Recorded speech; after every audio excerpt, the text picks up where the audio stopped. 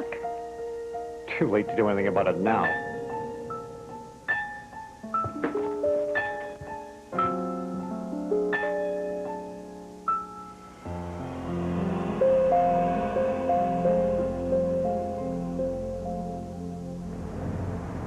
See, I knew if we got here this late, there'd be nowhere to park. Well, we wouldn't have been late if you'd remember to pick up the dry cleaning. Jesus, we've been through that already. You know, you just go around in your own little world. I mean, why couldn't you find out where we could park? What's the big deal? No one's ever on time for a party. Except when you're co-hosting the event. What? You never told me that? Of course I did. We discussed it. I worry about you, you know. I think you need professional help. Mark, you never told me. For Christ's sake, why do we have to go through this all the time? Read my lips. I told you. No, you didn't. I'd have remembered. No, Mark, wait, please. I don't want us to go in there like this. Like what? I'm fine. You're the one who's hysterical.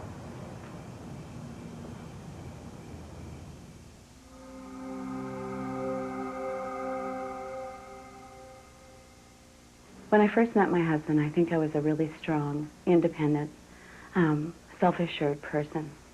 And those very things that drew him to me were the things that he seemed to systematically snuff out. I tore my partner down in order to feel strong, to feel powerful. Little by little, bit by bit, I think I lost myself in the relationship.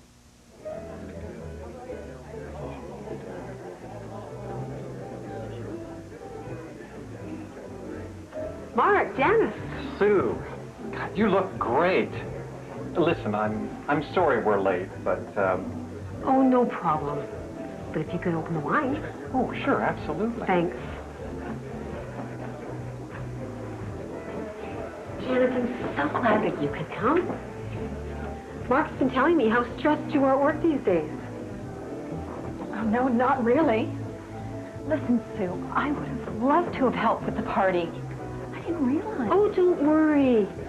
Mark explained it'd be too much for you. White or rosé? White. He's very worried about you, you know. Excuse me. Over the years, I think that the emotional abuse began to take its toll, that it chipped away at me little by little, that I felt at times that I was going crazy, losing my mind. My reality was really skewed because my perspective of the world was really given to me by only one person, and that would be him.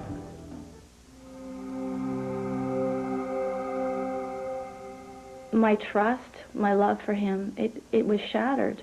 And I constantly felt it was my fault. It was me, the one that was making him like that. But it wasn't me, it was him. I thought that, you know, why couldn't I, what was it that I needed to do in order to make this work? What was I doing wrong? If only I tried a little bit more. No matter what I did, it wasn't good enough. You know, one day a certain behavior is just fine. And then the next day, all of a sudden, the same behavior, and there's, you know, a total freak out. A, B, C, D, E, F, G. Hi, hon. How's your day? Fucking awful. It was like walking on eggshells trying to guess what I was going to be in for until I saw his face. I should describe my face as eyes had gone small and tight lips. And that was a signal for to be on guard. I'll get you a beer. You realize you're getting flour everywhere. Is dinner ready?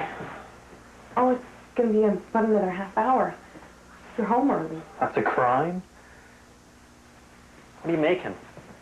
Jeez, what you got that kid doing? You don't expect me to eat that after he sticks his dirty fingers in it. No, Joe. Wait, Off you oh, go. come on, clean Off him you up go. first. He's going to get flour everywhere. So the house is a fucking mess anyway. What are you trying to turn him into? Some faggot cook? Don't be stupid. Just a kid. It's fun to try stuff. take the TV in for repair? Uh-huh.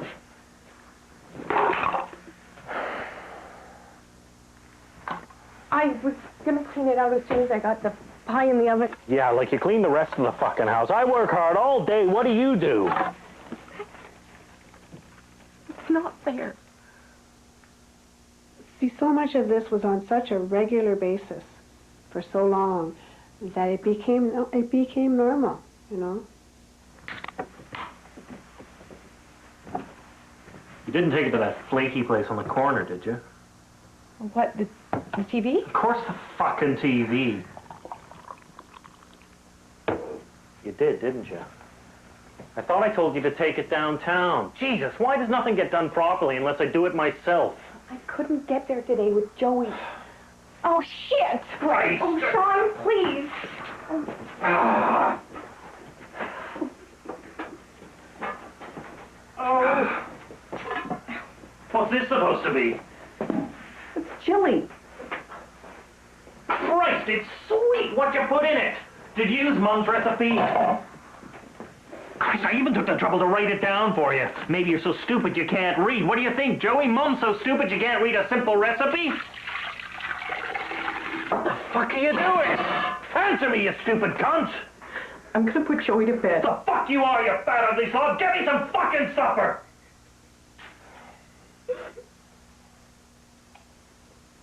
In order for him to be strong, it was constant that he had to control me. And essentially, I was driven into a corner where I remember crying so hard once I broke a blood vessel in my eye, and he wouldn't listen to me. He broke my spirit. He just broke my spirit. That's what he did. And in the process of tearing her down is how I build myself up. I'm very aware of how powerful I felt and how strong I felt. I certainly wasn't aware of the impact on her.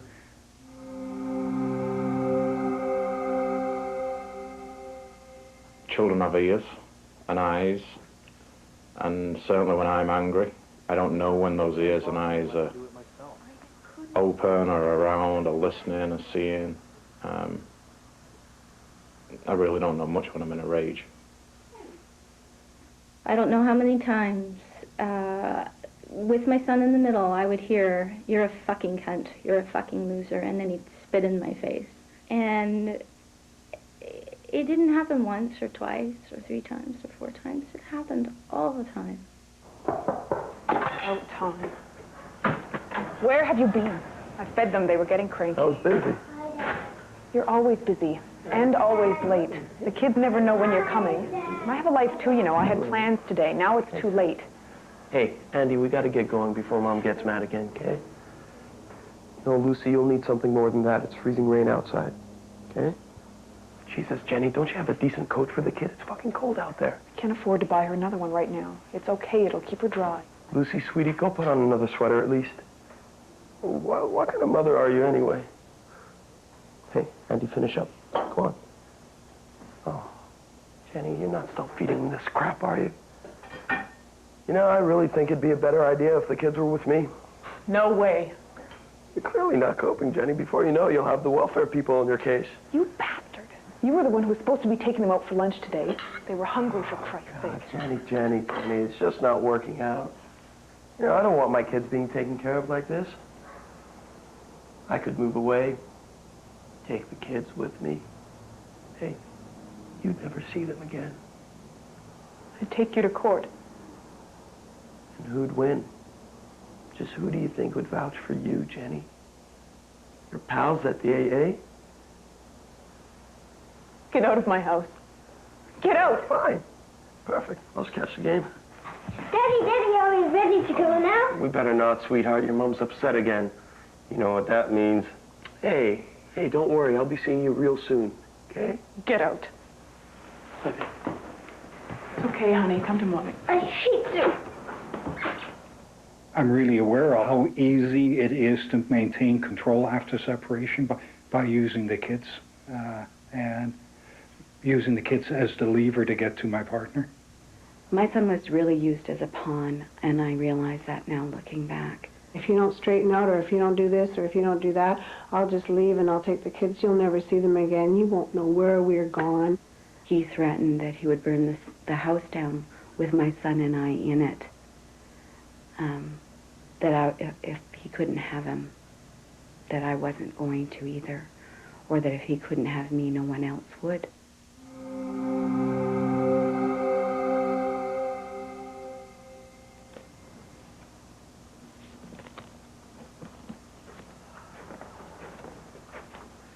Tom, what are you doing? Looking for a lighter. Where were you? What do you mean? I was having a shower. Well, you weren't home earlier. I phoned. And why the shower? I stopped by the fitness center on my way home. Oh, yeah? What the hell you think you're doing? Fitness at your age. And who's the guy? That's one of the trainers at the gym. You know, they put together an assessment for you and work up a program. Like, you know, important at my age, as you point out. You're just making a fucking fool of yourself. Do you know that? The jealousy was absolutely insane. I just recall an incident one time, just being on the street. We were in the truck, and there was a guy standing on the road waiting for the light to change, and we were at the light. So I just looked over. You know, nothing. Well, I mean, I'd been to bed with the guy and everything else in the world, you know, all in this sitting at one light waiting for it to change. It was just absolutely insane. 99% of the times that I felt jealous, I would have to abuse. That was the power that jealousy had over me. No control over where I would go. Maybe you'd like to prance around half naked with your friends at the fitness club. You're just an aging, fat-ass slut.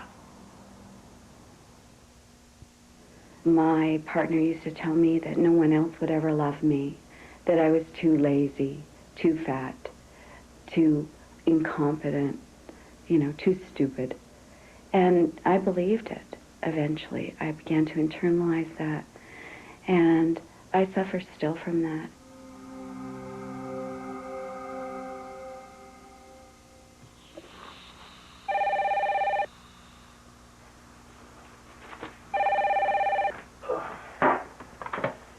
Hello? Oh, hi, Kathy. No, she's busy right now. Oh, no, I'm not. Give it to What's me. that, Kathy? Sure. I'll make... Oh, Sean. Here's the phone. Don't make such a big deal out of things. It seemed like I'd be interrogated if the phone would ring. I'd be asked a million questions. Who is that? What do they want? Who do you know, where do you think you're going? You know, you don't need to go here, you don't need to go there, you don't need to hang out with them. Anything to get me more and more by myself, and then to start breaking down the sense of who I was. Okay, I'll see you in about half an hour. Okay, bye.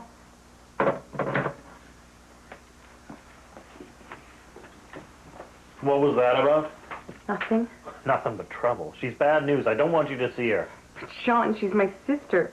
So? Every time you see her, we have trouble.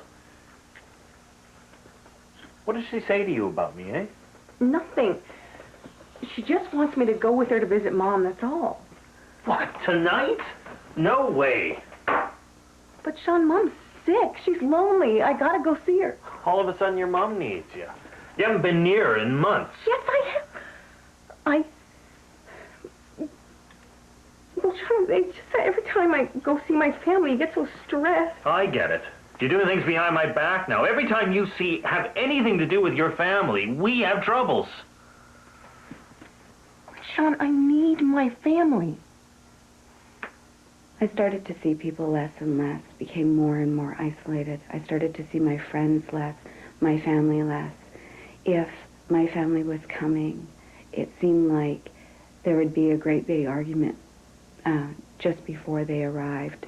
And it became too much of a price to pay, I think. What about us? Every time you see them, we end up fighting. I'm not asking for much. All right. It always becomes my crap. Always I'm doing this to you. Do you have any idea what it's like putting up with this shit day after day? All I'm asking for is a little cooperation. I try to do what you want, but I can't ignore my family. And who's going to look after Joey while you go? Don't think you can use the car. I got plans. I don't care what you say. I gotta go. If you leave, you're not coming back. Threatening me? I'm not threatening. Just making a statement. I felt afraid.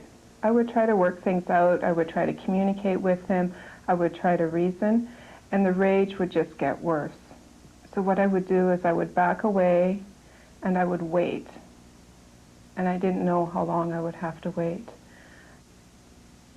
I felt so oppressed. I just felt so powerless, and it's like a dark hole within myself. I was so focused on feeling good myself that I wasn't aware of the impact on her, how horrible it was for her, how powerless she felt.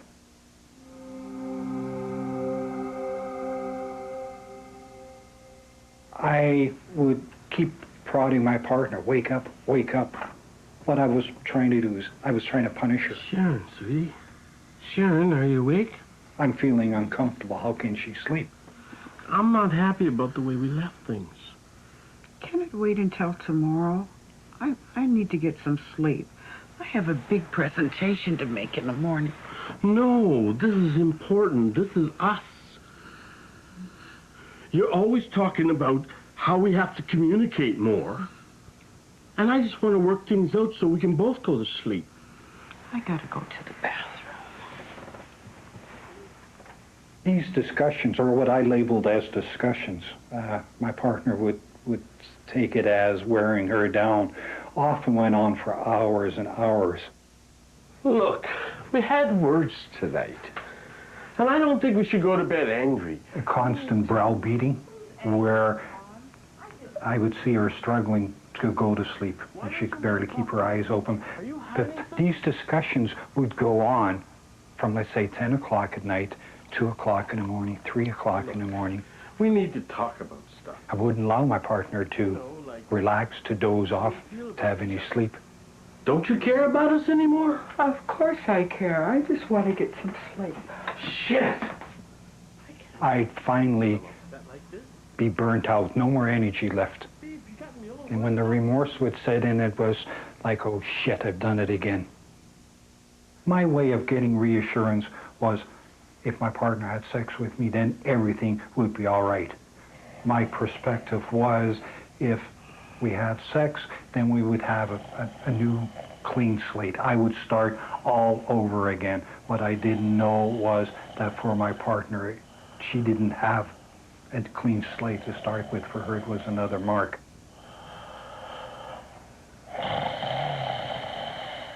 I felt comforted. She felt raped. Honey, is that you? Mark, you're home early. Yeah. Thought I'd give you a little surprise. Here. Come and look at this. Oh, Mark, you know I hate that stuff. Oh, relax, honey. It's just to get us warmed up a little. You know how it takes you a while, huh?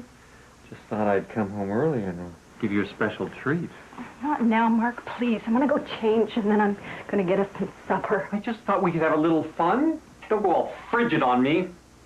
I'm not frigid, Mark. I just don't feel like it right now.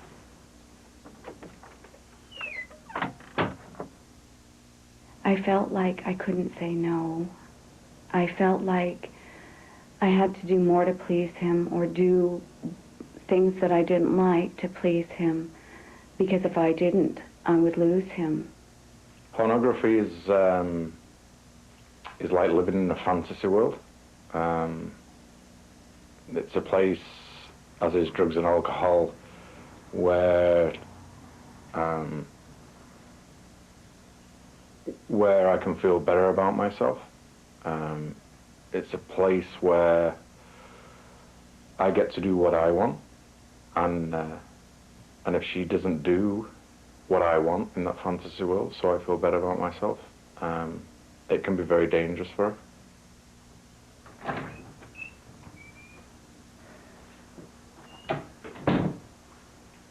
How about I run you a nice bath, hmm? And she is his. I think by that time, when that starts happening, we already own her. That'll feel nice. I can do whatever I want. Feel much better. Here, let me help. Oh, Mark, please, I'm not in the mood. Well, when are you ever in the mood? It's not fair. Same old shit. You're too busy. You're too tired. I can get it elsewhere, you know.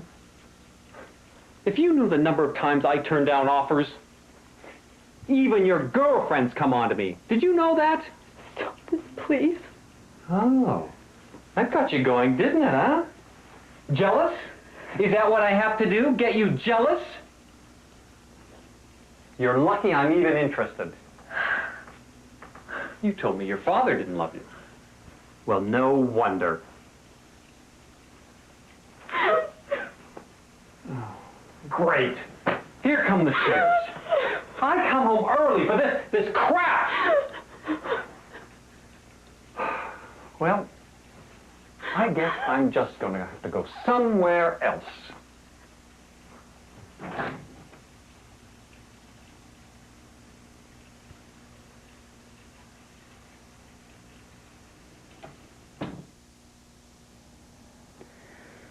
So this is the man that I fell in love with. He's my husband. I thought he was my best friend. Someone that I've shared some of my most intimate, vulnerable details of my life with. And when that turns on you, and he becomes very cruel and vicious, it hurts. It hurts a lot.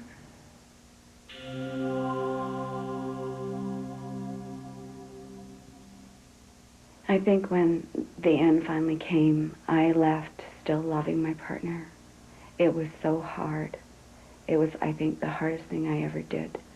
But I knew that I had to get out. I had to believe that I didn't deserve what was happening to me. Steph? Joey? Steph? I had to believe that I was worth protecting, and I had to leave for my self-preservation.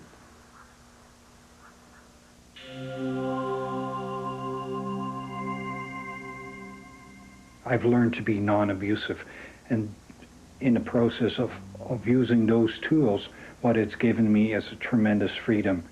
Freedom means it's given me back. I don't need to use other people to feel good about myself, or abuse them. I know that there's such a thing as a relationship in which people are encouraged to become who they are. A good relationship is to have someone love you and let you be free. What I've learned is the tools on how to take care of myself, how to deal with my feelings, and what that has given me is such a fantastic gift and a freedom that I like who I've become.